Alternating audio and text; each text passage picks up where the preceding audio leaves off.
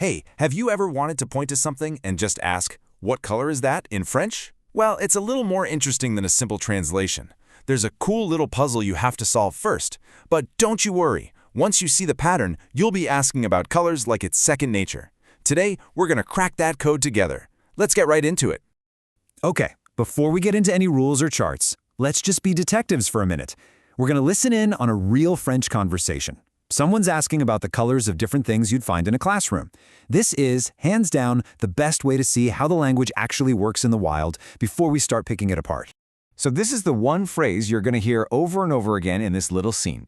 Ce stylo est de quelle couleur? Now that means what color is this pen, but get this. If you translate it word for word, it's this pen is of what color?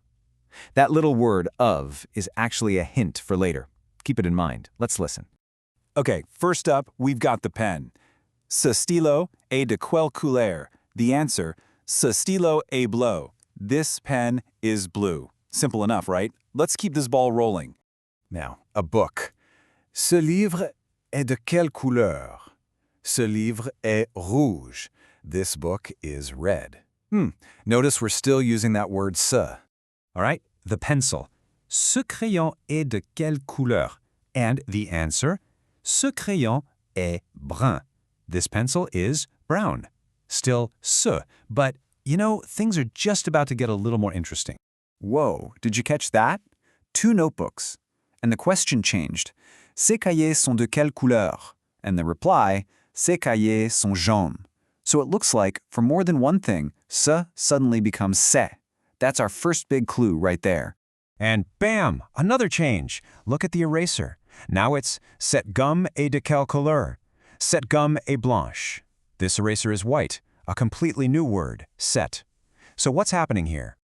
Let's look at one more, the table. Cette table est de quelle couleur? Cette table est brune. Just like the eraser, we're using cette. Okay, I think we've gathered enough evidence now. So did you put the pieces together? We've got 2 puzzles on our hands. First, why on earth do we keep switching between c'est, set, and cesse? And second, did you notice the colors themselves were changing their spelling? Brun for the pencil became brune for the table. It's all connected, and we're just about to solve it. All right, let's tackle that first puzzle, the colors.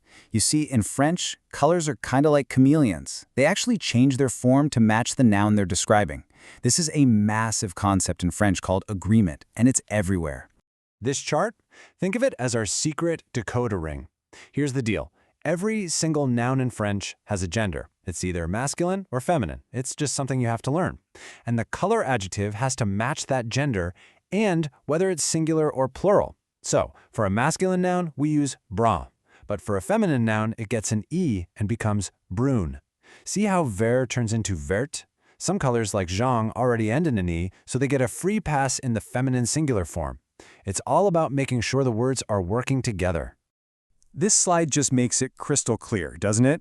Un crayon is a masculine noun, so the color is brune. But une table is feminine, so the color has to change to brune. It's the exact same color, brown, but the spelling has to match the gender of the object. Okay, we've cracked the color code. Now for part 2 of the mystery, those little pointing words, ce, set, and cesse. The great news is they follow the exact same logic of agreement we just learned. Here are the rules, plain and simple. If you have a singular masculine noun like stylo, you use c'est. If you have a singular feminine noun like gomme, you use set. And for any plural noun, masculine or feminine, it's always c'est. Easy, right? Oh, and here's a little bonus tip. If a masculine noun starts with a vowel, we use c'est instead of c'est, just to make it sound a bit smoother. So, you've heard the conversation, you've learned the rules, now it's your turn to be the detective. Let's do a quick practice round to make sure this all clicks into place. No pressure, you've got this. First question. Take a look at the chair. The phrase is, this chair is Gray's. So you have to figure out if chaise is masculine or feminine, singular or plural. What do you think the missing word is? I'll give you a second. Did you say set? If you did, you nailed it. Une chaise is feminine and singular, so we have to use set. Cette chaise est grise. Fantastic. Okay, one more, just to really lock it in. Here we have a blackboard, or tableau. What goes in the blank for blank tableau est noir? And the answer is c'est. Because un tableau is masculine and singular, so we use c'est. Ce tableau est noir. You see? You're already getting the hang of this. Amazing work. So if you remember just one thing from all this, let it be this. French grammar is a team sport. The pointing words like ce and cet and the colors themselves, they all have to be on the same team as the noun. Once you remember that everything needs to match up, it all starts to fall into place. Now, to really make this stick, here's your final mission. Go ahead and pause this for a second and just look around you. Find one object and try to describe it in French using what you just learned. Is it ce livre rouge? Or maybe cette tasse blanche? Seriously, the best way to learn is to use it. Give it a shot.